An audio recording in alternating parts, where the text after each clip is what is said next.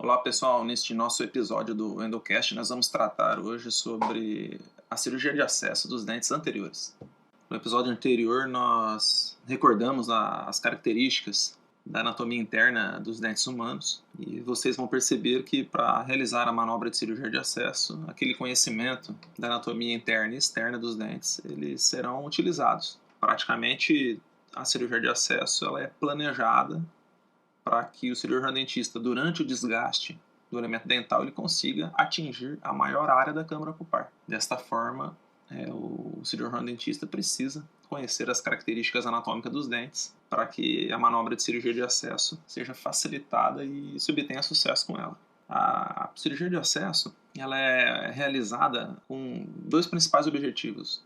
O primeiro é proporcionar uma visibilidade da câmara pulpar e da luminosidade também, para que entre luz e a gente consiga enxergar a câmara pulpar.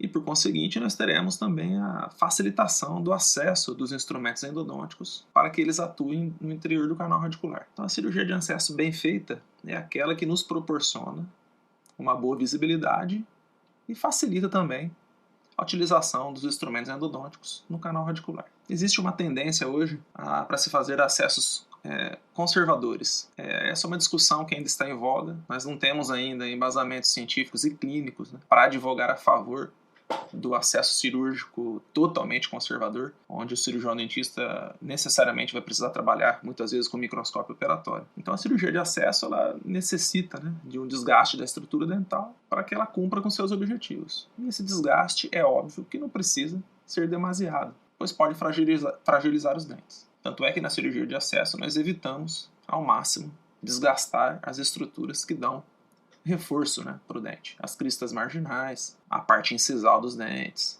as bases das cúspides e assim por diante. No grupo dos dentes anteriores, a regra da cirurgia de acesso é semelhante para todos os dentes. Praticamente, o cirurgião dentista precisa de um raio-x inicial do elemento que ele vai realizar a cirurgia de acesso para que ele possa identificar as características anatômicas internas do canal radicular, observar também se existe algum obstáculo para a realização dessa cirurgia de acesso. Tudo isso através do exame radiográfico de diagnóstico ou do raio-x inicial. Logo após, o cirurgião dentista ele necessita planejar essa abertura coronária e para os dentes anteriores, ele precisa escolher um ponto, que nós chamamos de ponto de eleição. Esse ponto de eleição nos dentes anteriores, ele se localiza na face lingual desses elementos, bem próximo ao cíngulo. Na maioria das vezes, os livros didáticos de endodontia, eles sugerem que esse ponto de eleição ele seja aproximadamente a 2 milímetros acima do cíngulo, em direção ao bordo incisal.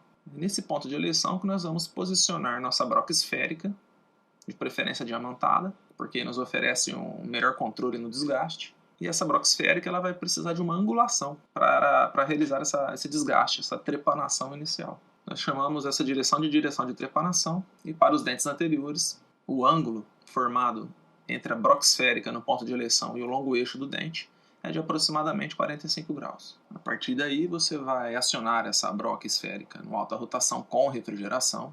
É importante que você verifique se há refrigeração e se ela está abundante, pois você desgastar um dente sem refrigeração ou com refrigeração falha, além de causar uma injúria para o dente, aumentando a temperatura naquele local, você vai estragar a sua broca também. Então você aciona a sua broca esférica em alta rotação, com refrigeração, e vai desgastando nessa direção de 45 graus com o longo eixo do dente, esmalte e dentina até chegar na câmara pulpar. Essa manobra da trepanação inicial, onde você passa desgastando esmalte e dentina e chega na câmara pulpar, existe uma lenda aí na endodontia que o aluno sente a broca cair no vazio. Esse cair no vazio nada mais é do que a broca esférica chegando na câmara pulpar.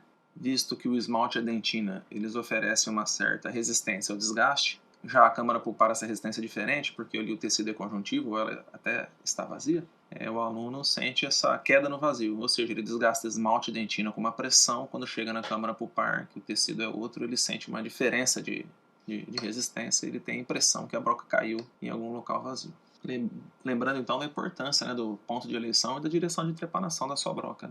Isso é planejado para que você venha a alcançar a maior área da câmara pulpar. Então, cada grupo dental tem uma regra de cirurgia de acesso para que esse objetivo seja alcançado. Após essa trepanação inicial, quando a broca esférica chega na câmara pulpar, é necessário remover o teto da câmara pulpar. Talvez essa manobra seja uma das mais difíceis para os alunos que estão iniciando a prática endodôntica.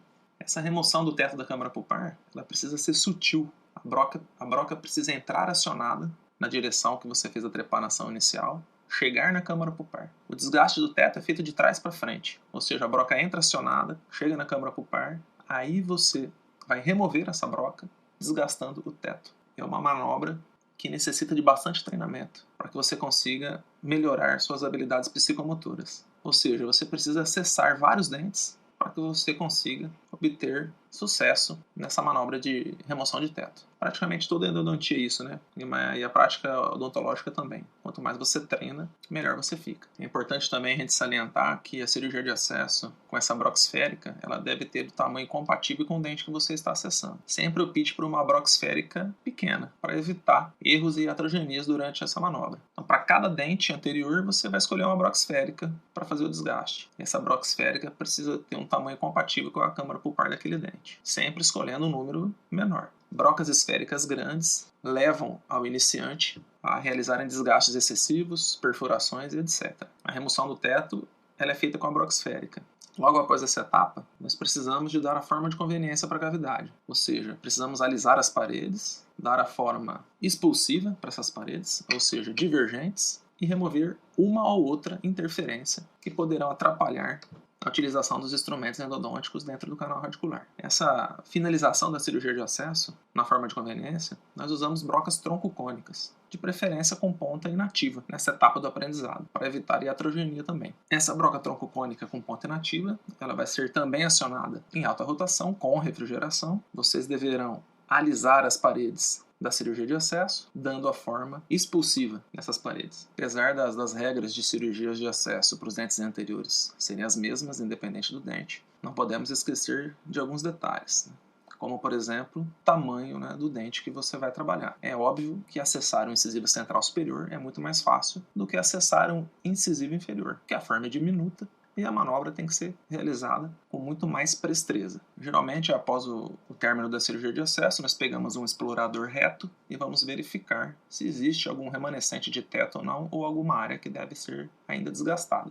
Esse é o refinamento da cirurgia de acesso. Não existe uma fórmula mágica para você aprender cirurgia de acesso de uma hora para outra. A fórmula é a que todos nós já sabemos. Muito treinamento, dedicação e concentração. Então, aproveitem nossas aulas práticas no laboratório para que você tenha a oportunidade de acessar um número grande de dentes anteriores para que você consiga desenvolver essa habilidade psicomotora. Logo depois da cirurgia de acesso, nós vamos localizar os canais com o explorador reto e vamos partir para o preparo biomecânico propriamente dito. Já para o grupo dos pré-molares, a cirurgia de acesso também não é tão complicada. Nos pré-molares superiores, ponto de eleição, onde você vai posicionar a sua broca esférica, é na face oclusal, no centro do sulco principal mesodistal. E a direção de trepanação, ela é, na maioria das vezes, paralela ao longo eixo do dente. Em alguns casos, uma leve inclinação para palatal pode ser realizada, estimando também chegar na maior área da câmara pulpar após a trepanação inicial. A broca de alta rotação ela também é acionada com refrigeração. Você coloca a broca no ponto de eleição, coloca na direção correta, na direção de trepanação correta,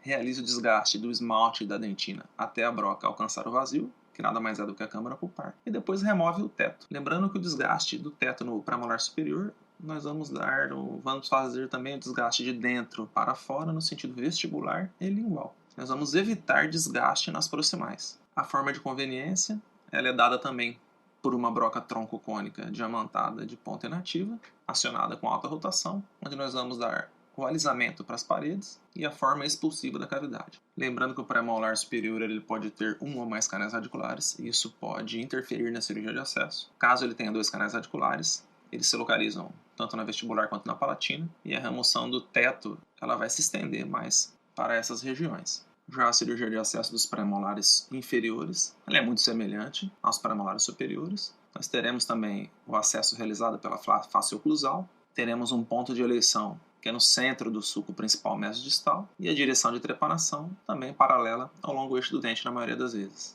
Realizamos o desgaste da mesma forma como realizamos no pré-molar superior. Chegamos à câmara pulpar, removemos todo o teto da câmara pulpar, realizamos a forma de conveniência, utilizando as brocas troncocônicas de ponta inativa, que vão alisar as paredes e dar a forma divergente ou expulsiva para elas. O premolar inferior ele também pode ter uma variação no número de canais, 1, 2 ou 3. Lembrando que 2 canais também vão se encontrar na região vestíbulo lingual, daí a cirurgia de acesso vai ser estendida para essas regiões. E caso algum premolar apresente 3 canais, a cirurgia de acesso ela vai também espelhar a localização desses canais, que geralmente são 2 para vestibular e 1 para palatino-lingual. Nós observamos que os alunos, na fase inicial do aprendizado endodôntico, eles perfuram bastante os premolares, pois eles precisam se atentar que, apesar da coroa do premolar ela ser robusta, isso não se espelha na região amelocementaria, muito menos na região radicular. Então, as perfurações proximais nos premolares, elas são bem comuns. Mas isso advém principalmente da falta de concentração do profissional enquanto ele está realizando a cirurgia de acesso. Talvez numa escolha errada do ponto de eleição, ou numa direção de trepanação não conveniente, ou não percebe a angulação do dente, ou seja, não consegue reconhecer o longo eixo do dente para realizar a correta cirurgia de acesso. Pessoal, nosso quarto episódio termina por aqui. No próximo nós veremos o preparo biomecânico para dentes monorradiculares. Pessoal, e lembre-se, que para buscar o sucesso na nossa disciplina, ou em qualquer coisa na vida, a gente não pode ter o sucesso como alvo, senão a gente erra. Nós precisamos de muita dedicação pessoal e nosso propósito. E o efeito colateral disso é o sucesso. Então um abraço para todos aí e até o próximo episódio.